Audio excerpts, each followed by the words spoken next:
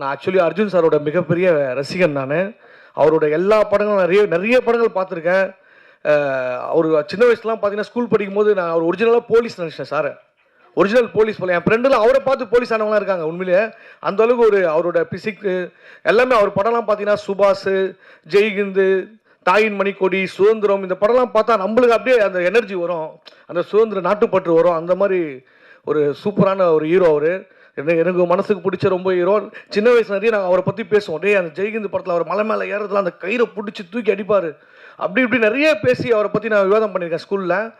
அந்தளவுக்கு அவரோட ஃபேன் நான். அவர் படம் நிறைய படம் அவர் பார்க்காத படம் கூட நான் பார்த்துருக்கேன். அண்ணனுக்கு ஜே, பிரதாப், நிறைய படங்கள் அவருது. எல்லா படமும் பார்த்துட்டு நாங்கள் பேசுவோம். உண்மையிலே ஆமாம். பிரதாப் டைரக்டர் பார்த்தீங்களா சார்? அப்படி சொல்ல வர சார், நீங்கள் மறந்து போன படங்கள் கூட சொல்கிறேன் சார். சேவகன் அந்த மாதிரி நீங்கள் சப்போஸ் இப்போ உங்கள் மனசில் இருக்குமா தெரியாது சார். எனக்கு இருக்குது அந்த படங்கள்லாம் ஞாபகத்தில் இருக்குது. ஸோ அந்த தேட்டர் வரைக்கும் நமக்கு அந்த தேட்டரில் போய் நாங்கள் உட்காந்து பார்த்தது ஃபேமிலியோட. எங்கள் அப்பாவும் அர்ஜுன் சாருக்கு ஒரு மிகப்பெரிய ஃபேன். அவர் எங்களை கூட்டு போய்டு எந்த படங்களும் கூட்டு போய்டுவார் சார் எங்களை.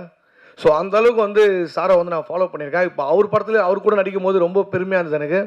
ஸோ நம்ம சின்ன வயசுலேருந்து பார்த்து, ஏன்னா ஒரு சீனுமே வேற அப்படியே உணர்ச்சியாக இருக்கும். நம்மளுக்கு படம் பார்க்கும்போதுலாம் அவர் பண்ணுற ஒரு படமுமே வந்து ஒரு நல்ல குணத்தை வந்து நம்மளுக்கு ஏற்படுத்தணும். ரொம்ப டிசிப்ளினாக இருக்கணும், நம்ம நாட்டுக்காக ஏதாவது செய்யணும், அந்த மாதிரி எண்ணங்கள் வந்து உருவாக்குனது வந்து அர்ஜுன் சார் படங்கள் தான். அதுக்கு ரொம்ப ரொம்ப நன்றி sir. Thank you so much sir. அது மட்டும் சொல்ல முடியாது, அவர் ஆக்ஷன் கிங் மட்டும் இல்லை, சில இடத்துல ரியாக்ஷன் கிங்காகவும் பண்ணியிருக்காரு சார். இந்த 100 ஆண்டுக்கு ஒரு முறை பூக்கின்ற பூ அந்த சாங்லாம் வந்து இன்னைக்கு வரைக்கும் என் ஒய்ஃபில் ரிங்டோனாக வச்சுருக்காங்க சார். உண்மையிலே அந்த அளவுக்கு அவர் படங்கள் வந்து இப்போ இந்த படம் பார்த்தீங்கன்னா, ரிதம் படத்தில் வந்து திம் தனா அந்த சாங்லாம் வந்து தண்ணியை தனித்தனியாக லவ் பண்ணுவார். அப்படி எடுத்து அந்த சாங்லாம் வேறு லெவலில் பண்ணியிருப்பார். அவ்வளோ சார் நான் வந்து சார் ஒரு ஃபேன் பாயாக பேசிகிட்டு இருக்கேன் சார். நீங்கள் ஒத்துக்காதீங்க சார். ஸோ ஆமாம், ஏன்னா எல்லாருமே தாய் தந்தையோட பேரை தான் பச்சை குத்துவாங்க. தாயின் மணிக்கொடியே பச்சை குத்துறது நம்ம அர்ஜுன் சார் தான். சுதந்திர கொடியை பச்சை குத்திட்டு இருப்பார். ஸோ அந்தளவுக்கு நான் வந்து நிறைய வாட்ச் பண்ணியிருக்கேன், அவரை ரசிச்சிருக்கேன். ஸோ அவர் கூட நடிச்சதில் ரொம்ப ரொம்ப பெருமை sir. Thank you so much sir.